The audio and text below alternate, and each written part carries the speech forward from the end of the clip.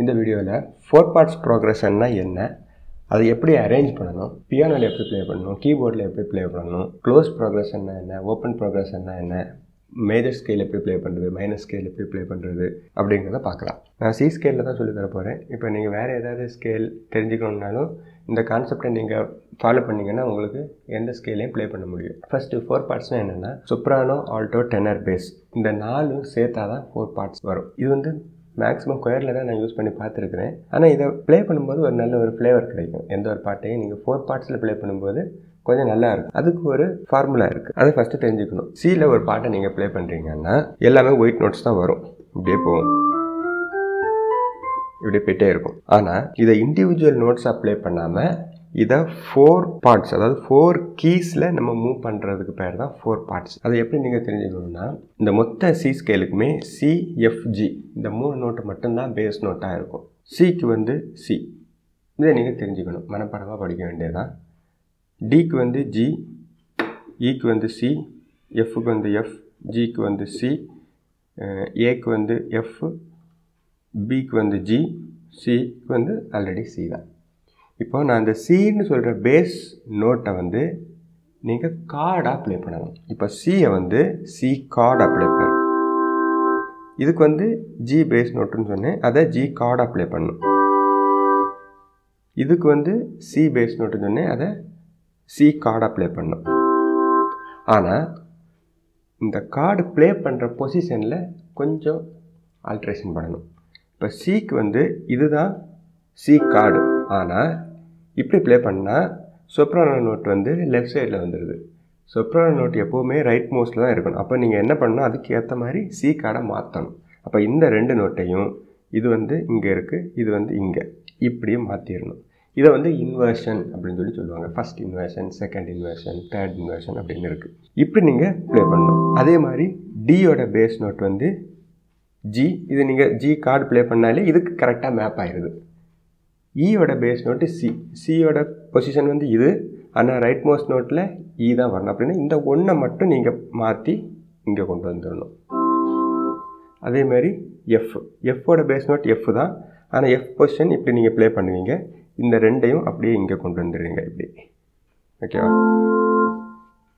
ஜிக்கு வந்து base note C தான். நீங்கள் நார்மலாக சி ப்ளே பண்ணாலே சொப்ரானோ நோட்டு, அதாவது ரைட் மோஸ்ட் நோட்டு ஜியாக தான் இருக்கும். அடுத்தது ஏக்கு வந்து எஃப், நீங்கள் எஃப் ப்ளே பண்ணிங்கன்னா ரைட் மோஸ்ட் நோட்டு சியாக வந்துடும். அப்போ இந்த சியை மட்டும் இங்கே மாற்றிக்கணும், இப்படி ப்ளே பண்ணணும்.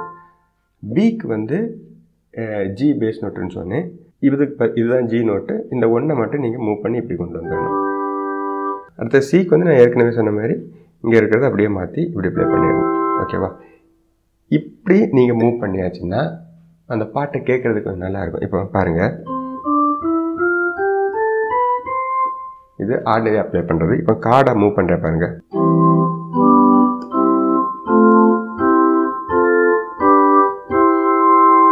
ஓகே, கேட்குறதுக்கு கொஞ்சம் நல்லா இருக்கும். ஆனால் இப்படி பண்ணிங்கன்னா 3 பார்ட்ஸ் தான் இருக்குது. 3னா அந்த கார்டு வந்து 3 நோட்டை தான் ப்ரெஸ் பண்ணுது. ஆனால் 4 பார்ட்ஸ், ஒரு 4 வந்து எக்ஸ்ட்ராவாக ஆட் பண்ணணும். அது எப்படின்னா, இந்த 3ல் ஏதாவது ஒரு நோட்டை தான் நீங்கள் எக்ஸ்ட்ராவாக ஆட் பண்ணணும், ஓகேவா.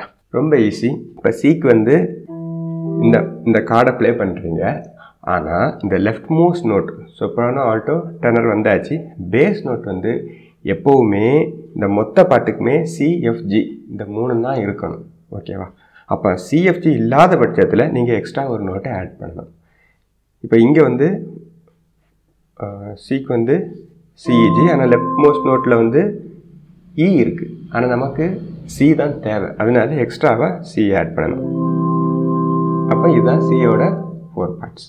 டிக்கு வந்து ஜி ப்ளே பண்ணணும், ஆனால் டியோட பேஸ் நோட்டு ஜி தான், ஏற்கனவே ஜி வந்துடுச்சு, அதனால எக்ஸ்ட்ரா ஒரு ஜியை இங்கே நம்ம ப்ரெஸ் பண்ணிக்கிறோம், ஆக்டேவாக ப்ளே பண்ணுறோம். ரொம்ப சிம்பிள்.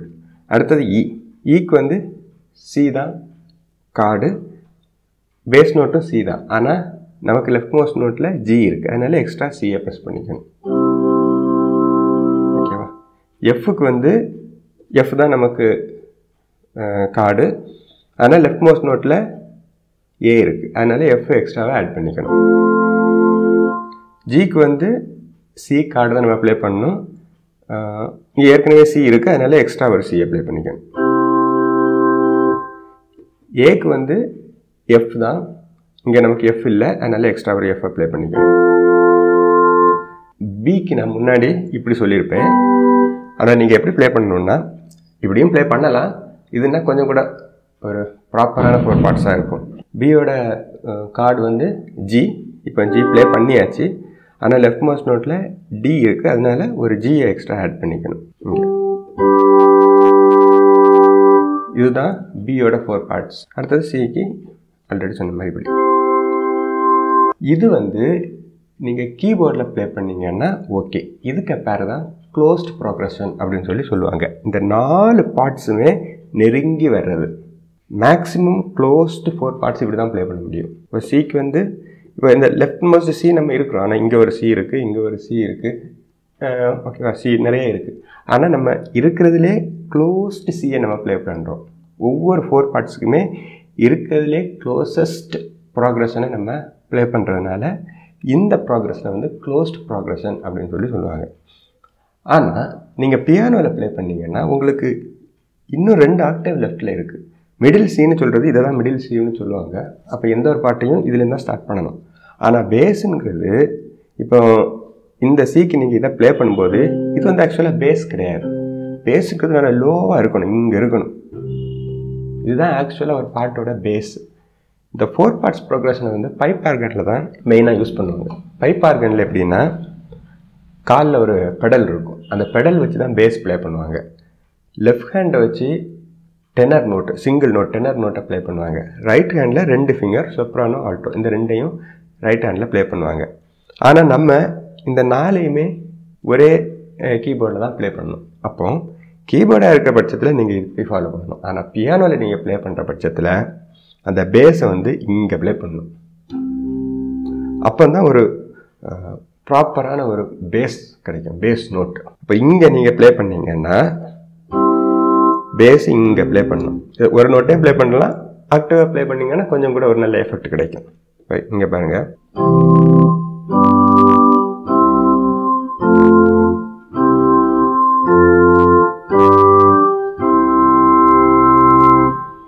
இப்படி நீங்கள் ப்ளே பண்ணிங்கன்னா ஒரு ப்ராப்பரான ஒரு பேஸ் நோட்டு கிடைக்கும், பேஸ் எஃபெக்ட் கிடைக்கும். இதுதான் ஓப்பன் ப்ராக்ரஷன் அப்படின்னு சொல்லுவாங்க. ஷீட் மியூசிக் நீங்கள் பார்த்தீங்கன்னா இந்த ப்ராக்ரஷன் ரொம்ப லெங்தியாக இருக்கும். இப்படி தான் இந்த 4 பார்ட்ஸை அரேஞ்ச் பண்ணணும். இப்போ மைனருக்கு எப்படி ப்ளே பண்ணணும்னா சியோட ரிலேட்டிவ் மைனர் வந்து ஏ.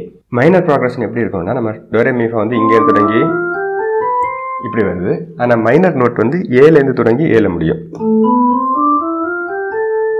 இதுதான் மைனர். மைனர் ப்ராக்ரஷனுக்கு இதே சிஎஃப்ஜி மட்டும்தான் வரும். ஆனால் எக்ஸ்ட்ராவாக ஏ ப்ரெஸ் பண்ணணும் பேஸ் நோட்டில். அதோட ரிலேட்டிவ் கார்டு வந்து ஏ மைனர் கார்டு. ஏ மைனர் எப்படி ப்ளே பண்ணணும்னா சிஇஜி, அந்த ஜியை மட்டும் ஒரு நோட்டு தள்ளி வச்சாச்சுன்னா அது ஏ மைனர். அப்போ நீங்கள் இங்கேருந்து ஸ்டார்ட் பண்ணீங்கன்னா ஏ மைனரோட கார்டு வந்து இப்படி. ஆனால் பேஸ் வந்து ஏ மைனருக்கு வந்து ஏ தான் பேஸ். அப்போ எக்ஸ்ட்ராவாக இந்த ஏ மட்டும் ப்ரெஸ் பண்ணிக்கணும். ஓகேவா, இதுதான் ஏ மைனரோட ப்ராக்ரஷன். இது க்ளோஸ் ப்ரோக்ரஷன். ஓப்பன் ப்ரோக்ரஷனாக இருந்துச்சுன்னா நீங்கள் இதை ப்ளே பண்ணிக்கலாம், இல்லைன்னா இப்படி கூட ப்ளே பண்ணிக்கலாம்.